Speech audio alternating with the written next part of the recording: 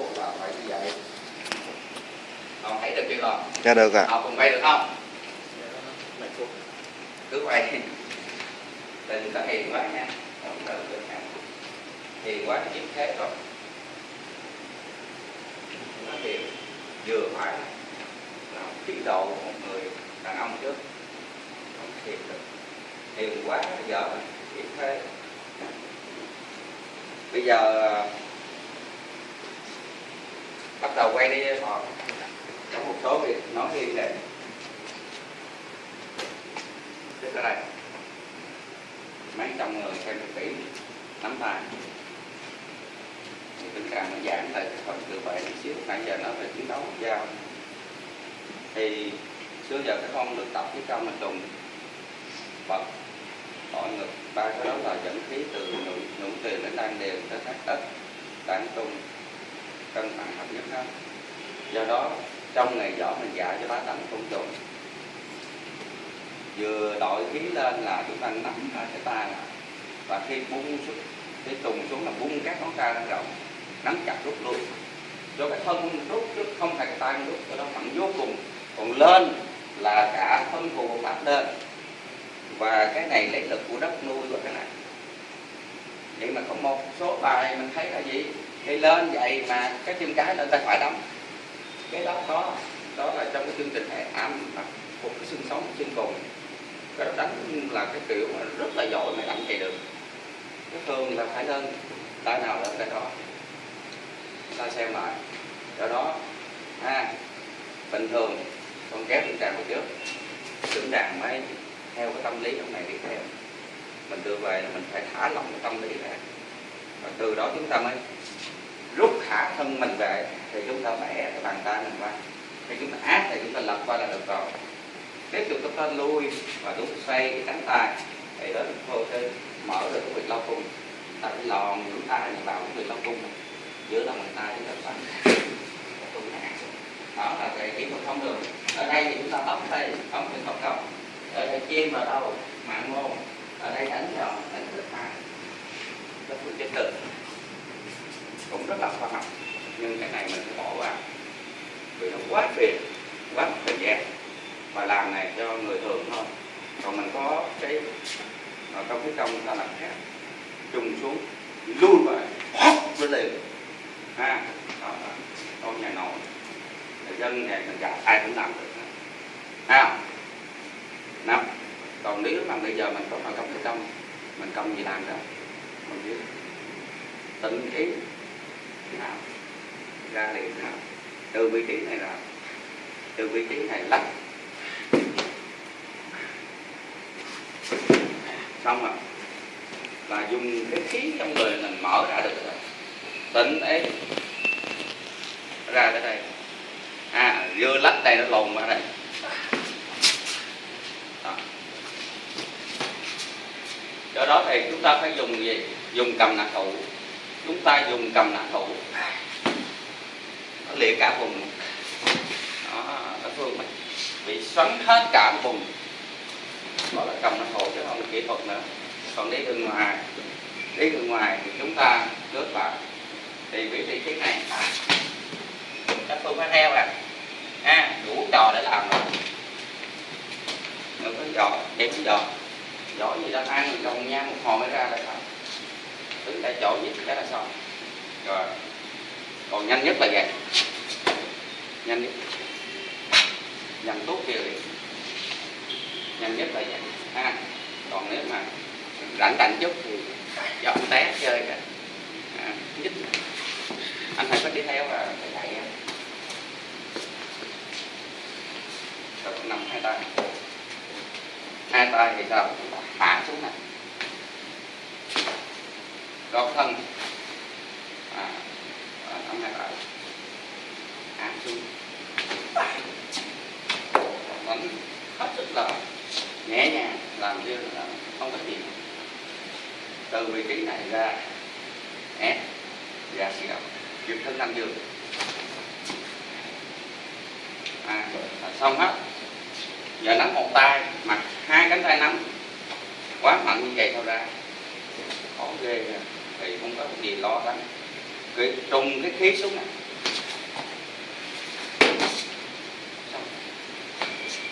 không cách nào không ra, dẫn khí một tí xíu, hai bên đó con mà ông này đang nó tung cãi, thả thân thúc, cách đánh rất đơn giản hiệu quả. Hai tay nắm cò áo, giật ra rất to, lúc nào cũng xoay qua trái, nếu muốn đánh bên phải, muốn đánh bên phải xoay qua trái. Vô vào cấp chưa? Đó nè, chim này, đó, rất là nhẹ nhàng, đúng rồi. Nhưng mà trong trường hợp cấp bách quá, chúng là lách qua bên trái, giật thân luôn, ngay phía hại, ấy ngay rút tiền, ngay rút tiền, gấp quá, 3-4 người mà tàu sạc nữa rồi, húp, vài bao mấy tiền, thấy không? Cái ngay rút tiền, ngay chỗ đây, trong trường hợp quá cấp bách, rồi chúng là toàn thân. Bên đây nó lưng hết, do đó là không có thời gian. Chúng ta tưởng tượng mà thành 113 chén mà. Rồi thì vậy nắm cái này cũng giống nhau phải không nào? Nắm hai này cũng vậy, cũng tập tay lắp chả thì cũng ngay chỗ này là chúng ta lắp thân là gì để mà túc được cái nguyện hợp cấp, đừng bấm vô khi chúng ta giặt thân là bấm luôn, đẩy từ này lên thì đó cũng nó ra đi theo liền, tại nhai hậu nó bỏ ra bóp hai tay vào, hai tay là điều kiện dễ hơn nữa, tại nó chi lực rồi trùm xuống từ này khắc lên, tụ hết khí thần hấp sống hạt, trùm xuống bật lên, thả này ra, nhích, rất là đơn giản. Hai tay bắt đầu đã thua là bị chi lực rồi, hai tay bình tĩnh trùng xuống, nhích, lắc thân, rất đơn giản. Nếu hai tay là chúng ta cũng nắm thành hai tay là chi lực rồi nhá. Còn một xíu về trước rồi, hai tay đó, trong cái như vậy là chúng ta có cách này trung dàn hóa, bình tĩnh cũng trùng xuống, lui thì đó phương thường thế nào, kéo về, chúng ta mới lên cái gói vào bộ hạ, các phương vừa bị trúng đó thì chúng ta dắt cái thân vào được, xúc ra liền, rất nhẹ.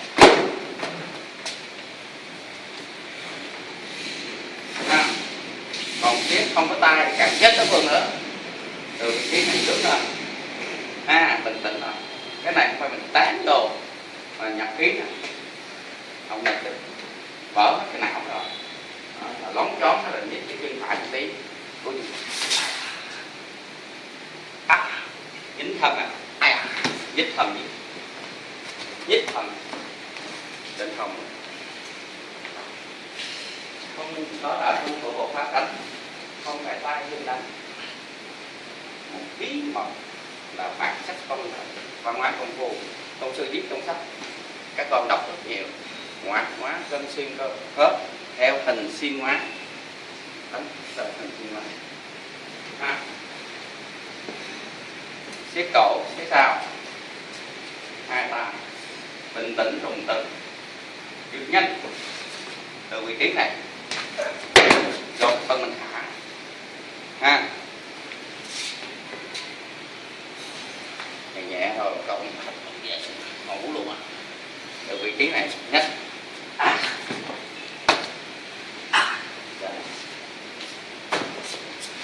để khí cầm nặng ngủ, rút hết, đọc thiệt không? Cái đó chúng ta bắt đầu vô cầm vương như nè, đồng sư đã cho thấy sự thật, như vậy mới là năm mình nào, không có kỹ thuật bẻ ta bẻ khớp, không có kỹ thuật lăn lộn rồi người ta để tránh cái dao, mà chế ngự cả vùng đó phải nằm trong ý muốn của mình, vậy là mình phải thành công. Rồi cái thứ hai là cái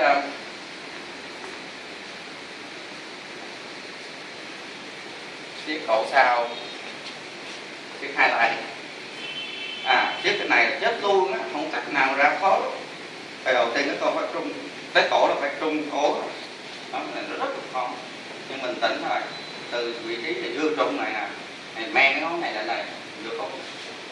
Thấy không? Không có bẻ do cái thân nhích này, ông này đau đây, do đó ông này mở đây và cái thân mình đẩy nè, ông đau này. Và từ vị trí này nè chúng ta mới lách ngang lên. Cái vị trí này mà bị siết cột không nằm thì mình chết tươi, lâu là chết. Mà cái con coi nè, một số tưởng cảm giống nó ai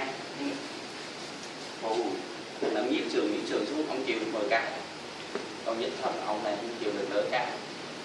Do đó nếu muốn lấy ngón tay này thì do sự nhích thân.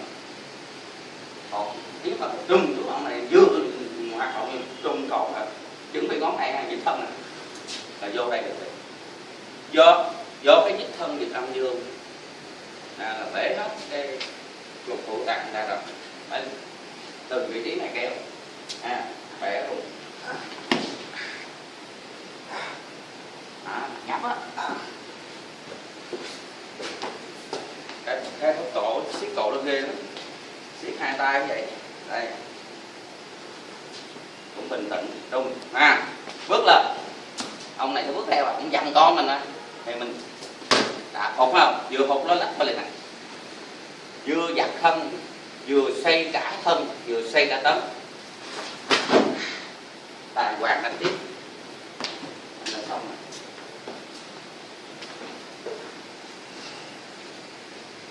Rồi cái cuối cùng để nói cho anh em để hiểu.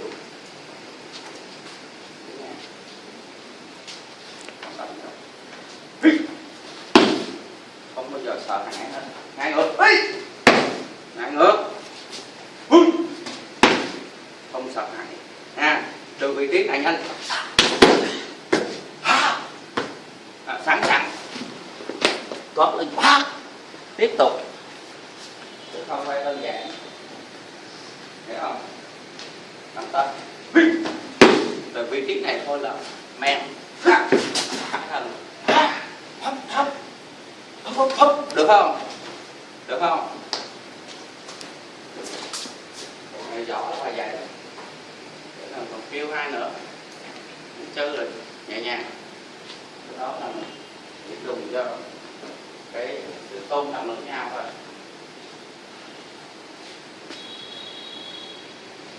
Cái cuối cùng Đức Thầy nói cẩn thận có hai cái tính chất bản sắc ở đây. Cái này đợi nè, cái này là cái đậu nhất của mình, là số của cộng. Dùng nội công đau lắm, đừng đau không ngã khí rồi. Này kỳ lạ không? Tại vị trí này mà vô không đánh bật thấy âm. Thứ hai cảm thấy ra được khí này thế này rồi, không tới xuất khớp. Cái đó là đặc trưng nhất của mình. Đặc trưng thứ hai là khi đánh tấn thì thả cặt vùng bóp ném hết bộ hạ. Những bước đó là chân lưng lại vừa vào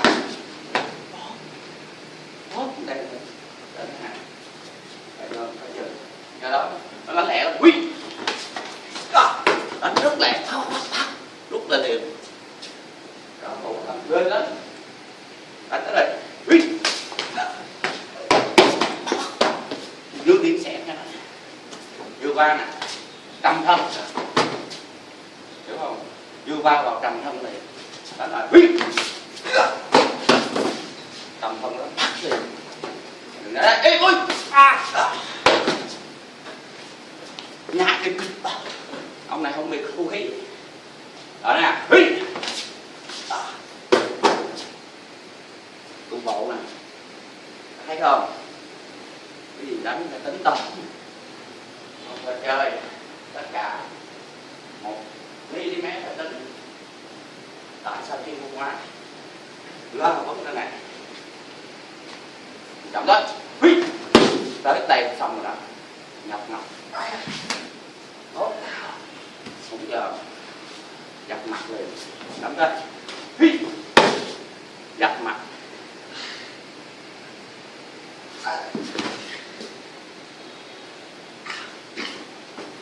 nằm dưới đất liền,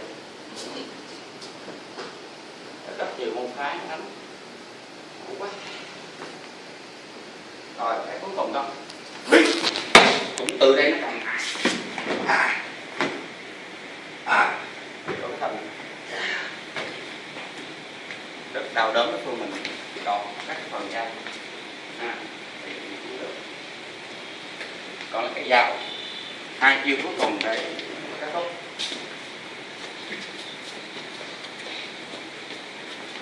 Con năm vậy, cái bàn tay chỉ chặn thôi anh em coi. Đó, động dụng này, nó đi vậy ha, chúng ta làm lại. Đó đi, cái tay chúng ta thả đây, hai ngón thôi.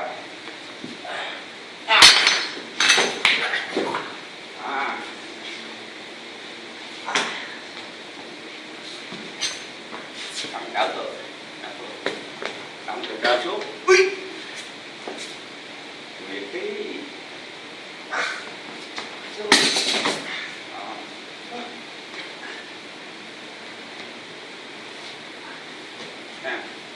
Hai phần thả xuống, làm thẳng đi, đó, từ vị trí mình lật, dạ thả thôi, nhẹ nhàng,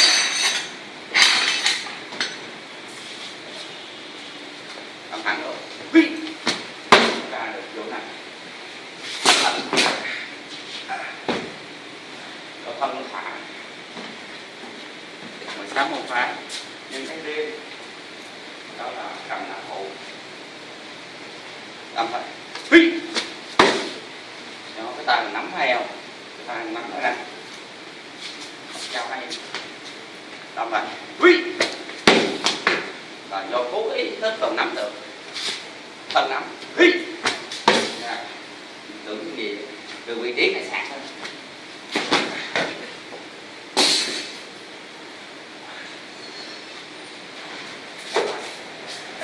Khoảng 165 thế, đã tác 10 năm được 165 thế,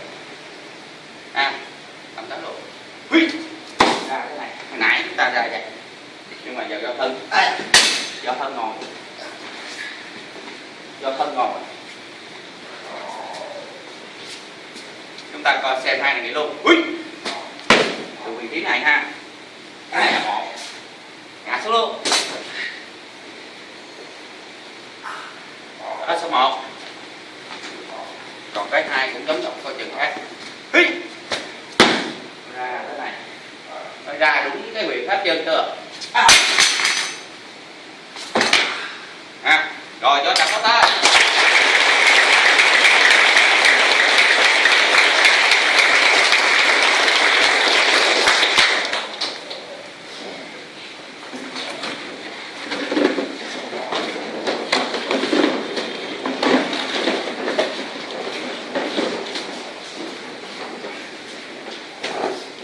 Về phần cuối đi Đoàn.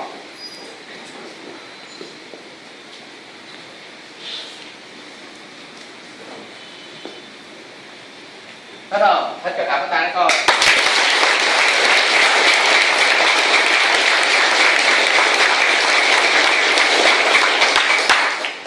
Bây giờ vậy tạm thời cái bộ thực chiến hồi nãy sẽ dành cho đội ngũ 50 người. Thứ Bảy, Chủ nhật, xin lỗi, thứ Tư và thứ Bảy, nếu được lệnh của tôn sư cho đến đàn bạc thuyết pháp nhiếp chính thì tượng đàn sẽ thực thi cho 100 người buổi trưa.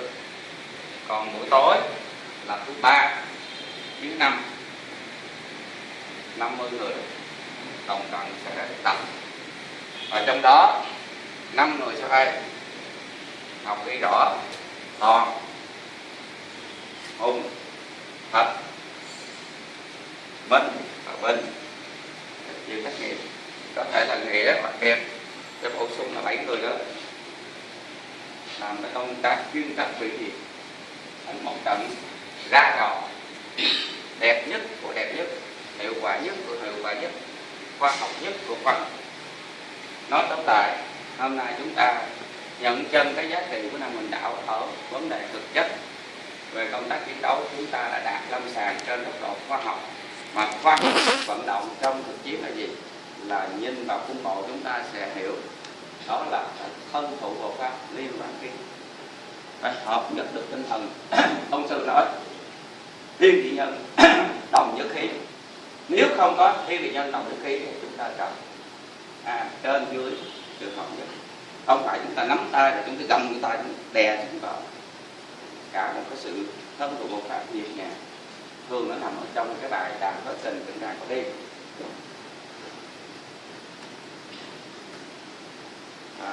Nhân đây lô xuống chúng ta đi một phút đầu trong thực chiến cho mấy em, mấy bạn mà chưa xem bao giờ mà các bạn thực chiến nó đơn giản vậy nhưng nó nội hàm hết tất cả.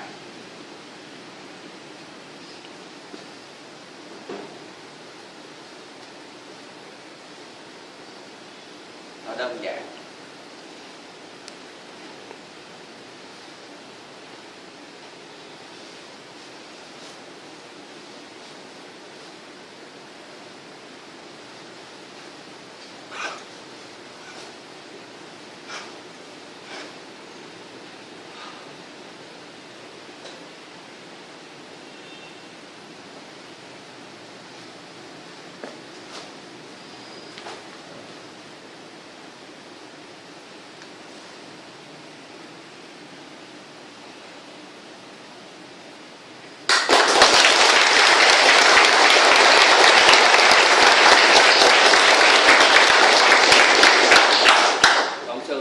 Năm về trước, năm 1987 chuẩn bị tập môn pháp, lúc đó trưởng trang học lớp 11.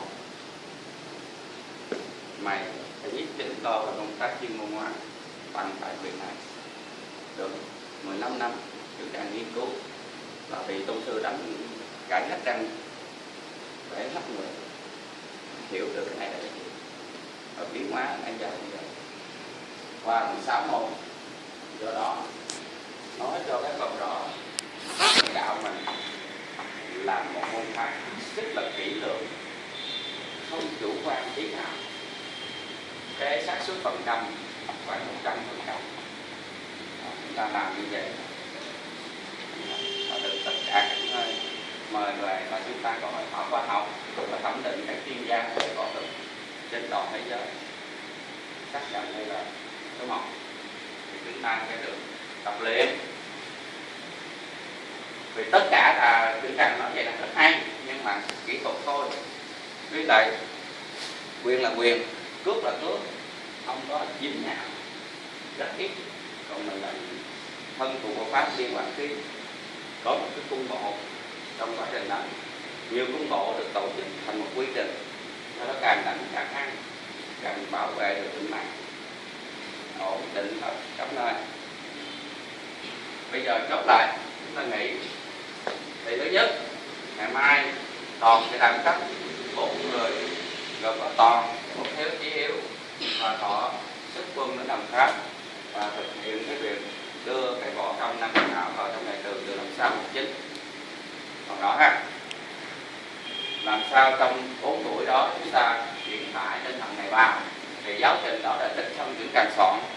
Do đó cái số lượng nó cho phép là 4 buổi là số lượng là khoảng 6 giáo viên, chúng ta cân đối là hay. Và trong quá trình này chúng ta nhắc quan trọng nhất là cho tâm pháp của các thầy chất hào hứng, tự hào về dân tộc, gìn giữ di sản dân tộc và quyết tâm hỗ trợ cùng môn phái đưa vào nhà trường. Đó là quan trọng nhất. Cái hai là các con cố gắng thu xếp trong quá trình đó, gặp thầy Hiếu, ở giờ anh chỉ Hiếu mất tiêu thôi, gặp thầy Hiếu thầy ngợi đã hứa ta đưa cái địa, ngày mai không có, do đó con nhắn Chí Hiếu có đem hay không. Cái đó là trưởng càng là Chí Hiếu cố mất hơi, đường sau biết người hay lúc này quan trọng cực kỳ. nhã nhất một cái là đúng đánh thì cũng đã xong rồi mà đã thua rồi đó, thua. Thế là con nói với Hiếu có đem về là không để Đồng Tháp mở mắt để đưa cho anh Ngợi và anh Hiếu là một đồng chí ở trong sở, hay ngày mai con liên lạc thì việc này. Đó là một việc.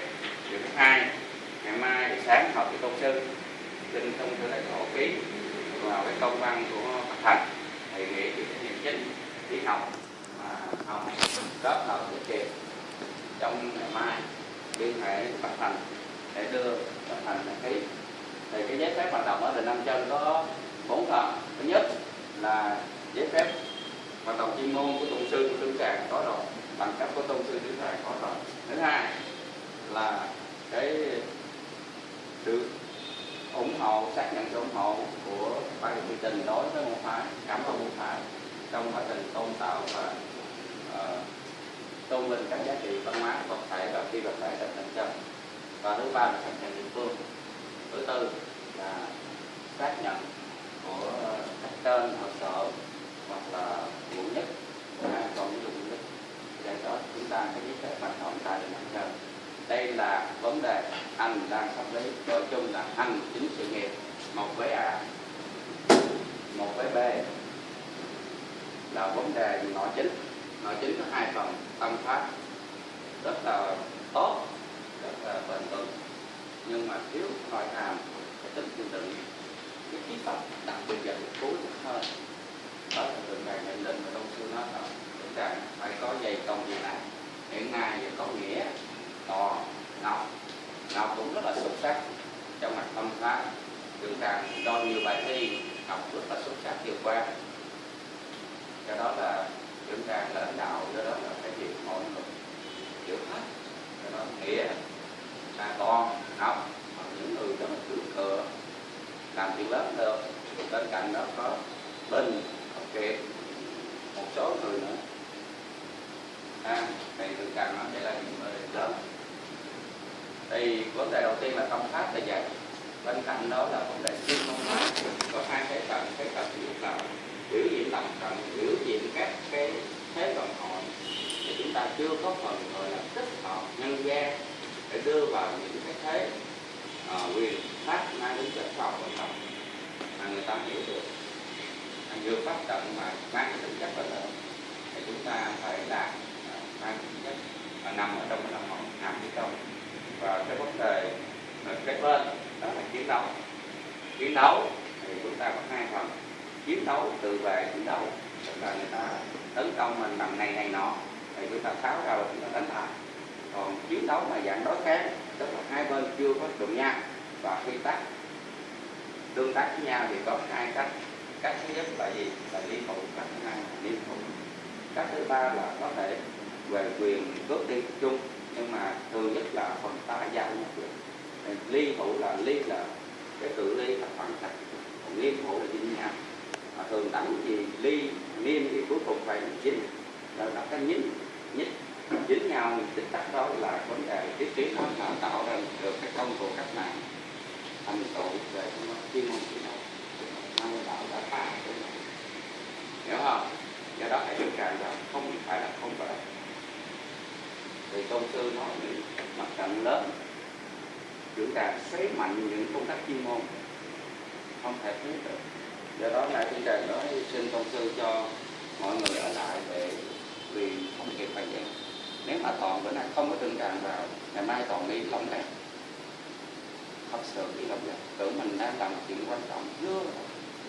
Nó là một cái nhẹ nhàng, dương đông, kích động, có tâm khác được thôi.